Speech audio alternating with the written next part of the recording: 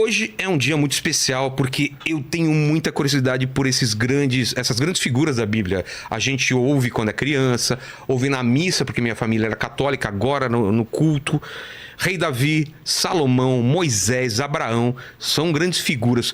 Por que esses nomes eles são tão repetidos, as histórias são repetidas durante gerações e gerações e elas ficaram? Certamente porque todos eles enfrentaram adversidades muito grandes. E essas adversidades podem ser aplicadas a qualquer um de nós, porque a gente também enfrenta. Porque eles não eram... Eu não sei se isso se aplica a todos, mas eles não eram a pessoa que todo mundo esperava que seria a mais preparada, ou a mais forte, ou a mais inteligente. Exatamente. Elas foram preparadas por Deus. Eles eram pessoas normais que enfrentaram dificuldades que podem ser aplicadas à nossa vida. Medos, inimigos, circunstâncias.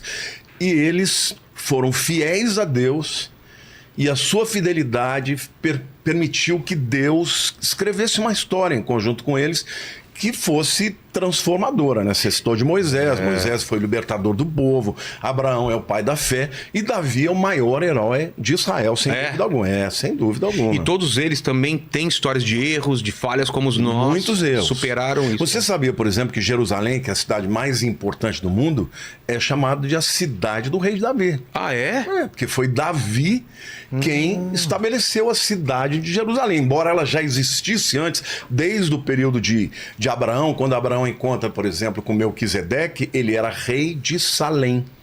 Entendi. Que era, nós estamos falando de 2200 a.C. Salém é o embrião da cidade de Jerusalém, mas foi Davi quem levou o seu reino para a cidade de Jerusalém, quando ele conquistou dos jebuseus. Então Davi, ele é um grande herói de Israel. Eu tive a oportunidade de ir a Israel na comemoração de 3.000 anos. Nossa. Porque Davi é do ano 1000, então são 3.000 anos atrás, né? Entendi. E vamos dar um contexto antes de falar de Davi. Qual era o mundo que ele vivia antes e durante? Assim, o que vem antes dele pra gente entender o contexto histórico de onde ele tá vivendo? Tá, assim, bem a grosso modo, tá? Nós estamos falando do Êxodo, quando o povo foi libertado por Moisés do Egito em torno de 1500, 1450 a.C. Tá. Aí você tem 40 anos no deserto, que você sabe, depois dos 40 anos vem Josué.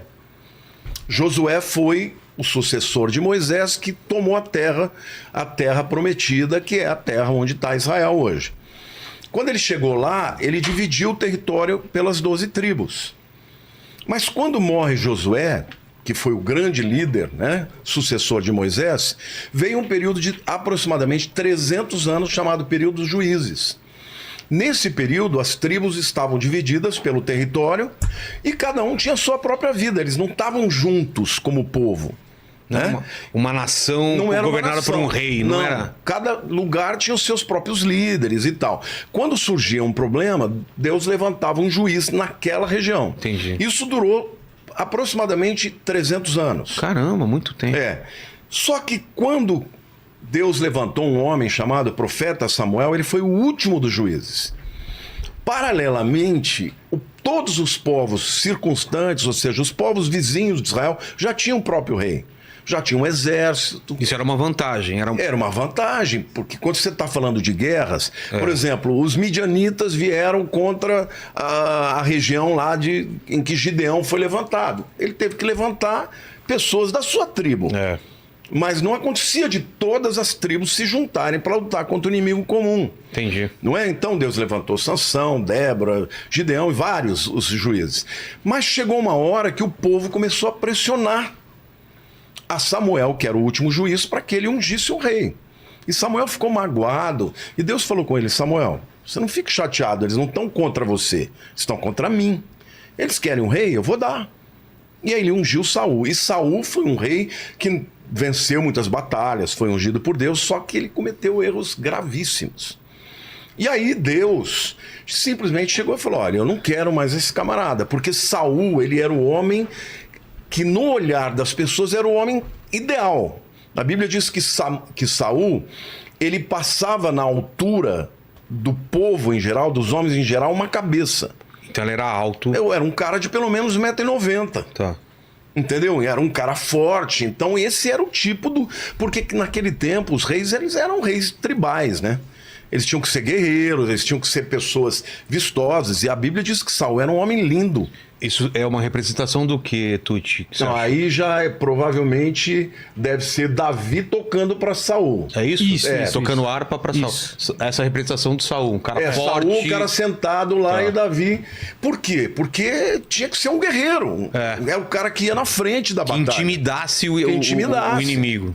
Acontece que Saul, ele lutava contra os filisteus, que eram os principais inimigos de Israel nessa época. Os filisteus, eles tinham, na verdade, 5 cidades-estados, né? Gaza, Gat, Ashkelon, Ekron e Asdod. 5 cidades-estados, eram um pessoal muito poderoso. Muito provavelmente os filisteus vieram da Europa, provavelmente, com certeza, da região da Grécia. Eles eram povos do mar. E quando eles se estabeleceram ali, antes de Israel chegar, por volta do final do chamado período de bronze, da Era de Bronze, quando Israel chegou e tomou a Terra Prometida, começou a enfrentá-los. E só que o ápice da situação em que Davi é levantado é quando ele chega lá no Vale de Elá, e tá lá o grande gigante Golias, mas eu acho que eu não vou entrar propriamente agora. Vamos deixar pra hora Deixar que para lá. Mas Tá. o que é importante a gente saber é que quando começou o período do chamado reinado, terminou os juízes, Samuel foi o último juiz, começou o período dos reis, o primeiro foi Saul, que governou por 40 anos. Depois Davi também governou 40 anos e depois Salomão governou por 40 anos. Então, o período do Reino Unido foram 120 anos. 120 anos. 120 anos. Aí depois, quando morre Salomão, o filho de Salomão tem uma guerra civil que ele tem que lutar contra... ele era Reoboão, contra Jeroboão, que era o capitão, né, de Salomão, mas que se levantou contra ele e dividiu o reino. Ficaram 10 tribos para o norte e as 2 do sul ficaram com o filho de Salomão, que é Roboão. Mas uma coisa que eu acho que é muito interessante a gente citar é que, por exemplo, os filisteus, eles tinham uma tecnologia mais avançada Pra guerra ou pra tudo? para a guerra do que Israel. Por exemplo. Porque Israel, por exemplo, ele lutava com ferramentas de bronze. As espadas deles eram de bronze. E já os filisteus já conheciam a forja do ferro. Que era muito mais forte. resistente. Então, numa guerra, por exemplo, uma luta de espada, Eles o tinham bronze vantagem. quebrava por conta disso. Mas Deus, o que ele fez? Quando Davi tem que fugir de Saul, ele fica 2 anos entre os filisteus. Ah. E lá ele aprende como é que fazer a forja da espada. E ele traz depois a tecnologia. A partir daí, Israel passou a ter ferramentas de Olha ferro só, também. um detalhe desse muda tudo, né? Muda tudo. Então, assim, o período do final do juízo é um período muito bonito. Porque Samuel foi um homem extraordinário. Não sei se você já ouviu falar, mas Samuel, ele era filho de um casal muito, muito verdadeiro com Deus, que era Eucana e Ana. Ana era estéril. Eucana tinha 2 esposas. Uma chamava Penina. Penina no hebraico significa pescoço duro. Tá. Então, mas ela tinha filhos. Mas o Eucana amava mesmo, era Ana. Entendeu? E aí o que acontecia? A Penina chegava para Ana e falava assim: você é queridinha, mas sou eu que dou filhos para ele, sou estéril. Nossa. E aí um dia tá lá a Ana chorando, Se eu tivesse lá falando, ih, não deixava, eu não deixava. se debulhando, entendeu? Perante Deus, a ponto do profeta, do sacerdote Eli, que era o líder ali da cidade de Shiló, né? O tabernáculo ficou durante 369 anos numa cidade chamada Shiló. Foi a primeira capital de Israel. E o tabernáculo, ele era importante por quê? Porque durante 3 festas do ano, que é Páscoa, depois Pentecostes, depois Tabernáculos, todas as tribos vinham para trazer as oferendas lá no tabernáculo. Porque no deserto o povo estava em torno do tabernáculo. Mas quando eles se dividiram com as tribos, Deus falou: olha, em 3 vezes vocês têm que vir. São chamadas festas de peregrinação, que é Páscoa, depois Pentecostes e depois Tabernáculos. Então, quando eles vinham para trazer ofertas e tal. E Eli percebeu que Ana estava chorando. Ele até achou que ela estava bêbada. Perguntou, você está bebendo, né? Ela falou, não, eu estou chorando. Eu estou derramando meu coração perante Deus. E Deus falou, olha, eu vou te dar um filho. E ela, antes de Deus falar que ia dar um filho, ela fez um voto para Deus. Se o Senhor me der um filho, eu vou consagrá-lo ao Senhor. E aí ela concebeu. E nasceu o profeta Samuel. O que ela fez? Até que ele desmamasse, aí por volta de 3 anos, ela criou. Mas quando ele ficou desmamado, ela entregou para Eli, para que ele fosse criado no próprio templo, no caso do tabernáculo. E ela voltou para a tribo dela, mas ela via o filho dela 3 vezes por ano. Entendi. Não é incrível? Agora, Deus não só abençoa ela dando Samuel, mas deu mais 5 filhos depois. Ah, é? É. Mas Samuel foi consagrado por Deus. E um dia Samuel, ele era um menino, devia ter uns 7, 8 anos. Ele estava dormindo. Este é Samuel? É uma Pode representação ser de Samuel? o grande profeta Samuel. Foi o profeta que ungiu Saul e depois ungiu Davi. Extraordinário. Mas ele era um menino, ele ouviu uma voz dizendo Samuel, Samuel. Aliás, a palavra Shmuel. Shmuel. El é Deus. Shmo, Deus ouve. Nossa. O Deus que ouve. Porque Ana deu este nome porque Deus ouviu a prece dela. E ele estava lá e ele ouviu uma voz, Samuel, Samuel. Ele pensou que era Eli, foi lá, falou com Eli, ele falou, não te falo, não te chamei. Fez de novo. Na 3ª vez, Eli falou, olha, essa voz é a voz de Deus.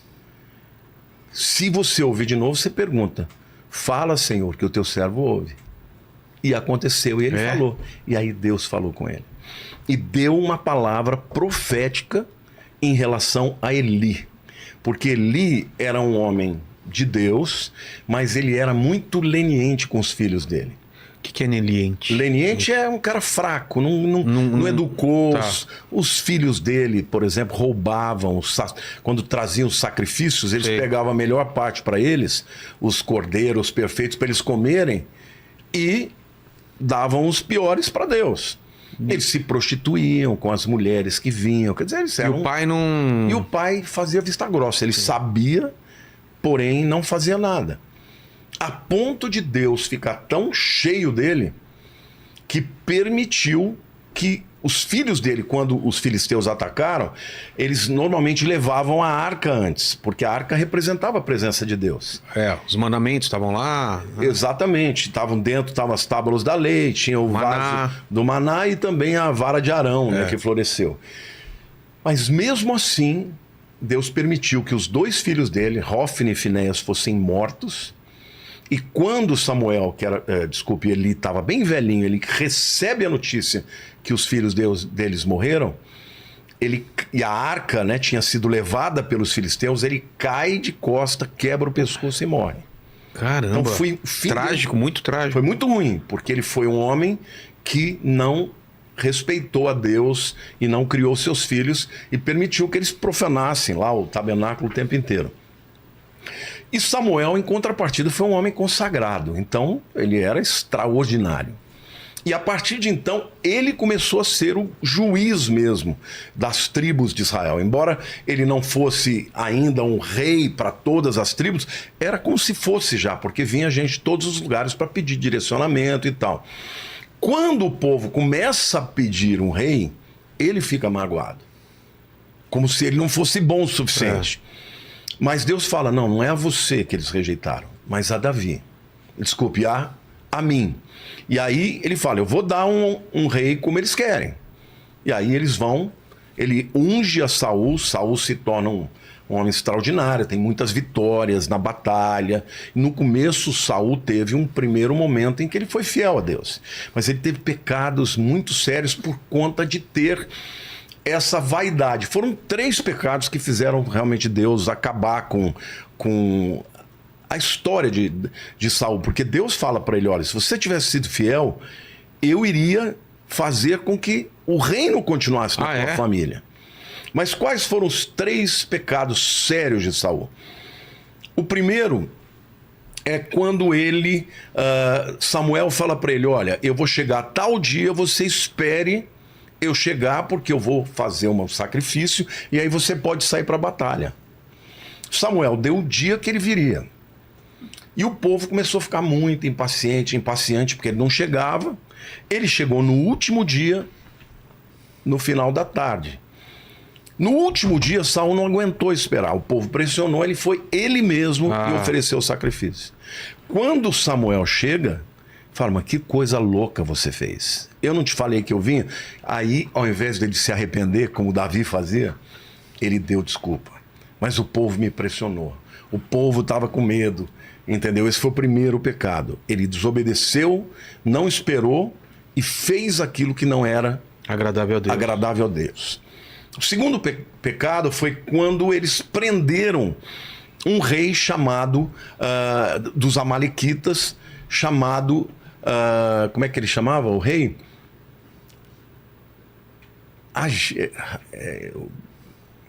Vou me lembrar. O nome do rei. Era um rei Amalequita. E Deus mandou destruir tudo, matar, inclusive o rebanho e matar o rei. E Saul falou, pô, vou matar esse rebanho? Esse rebanho é dinheiro. Guardou o rebanho para si. E o rei, ele também não matou, deixou ele exibido como preso, como se fosse, olha aqui como eu sou bom. Ou seja, desobedeceu. E aí Samuel também chegou e falou, mas pô, Deus não mandou você matar tudo? Ele falou, não, é que isso aqui eu vou dar de oferta para Deus. E Deus falou, não, para Deus mais importa obedecer do que sacrificar. E o rei depois foi embora e um descendente desse rei Amalequita, ele se tornou o pior algoz do povo judeu, muitos anos na frente, estamos falando aí de 500 anos depois, que foi o Amã, que lá quando Israel estava na Pérsia já, ele quis exterminar o povo judeu através de um edito que ele fez o rei Assuero assinar. E aí Deus levantou a rainha Esther e tal, essa é uma outra história que a gente pode chegar aqui. Mas o fato... Entendeu? É que Saul não matou o cara e o descendente dele quase extermina o povo de Israel. E quando Deus deu a vitória, né, sobre Amã, aí nasceu a festa do Purim, que é uma festa celebrada sempre pelos judeus, hoje por volta sempre do carnaval, que é nesse período. Então, como Saul ele era desobediente demais, Deus tirou. E o terceiro pecado que ele fez... é que quando Samuel morre, é importante dizer que antes Saul tinha baixado um decreto que ninguém podia consultar uma feiticeira, uma médium. Quando morre Samuel, ele consultou o Urim-Tumim. Você ouviu falar aqui que era o Urim-Tumim? Não. Urim-Tumim, Urim significa luzes, né? Or, em hebraico, é luz. Im é o sufixo para plural, então luzes, né?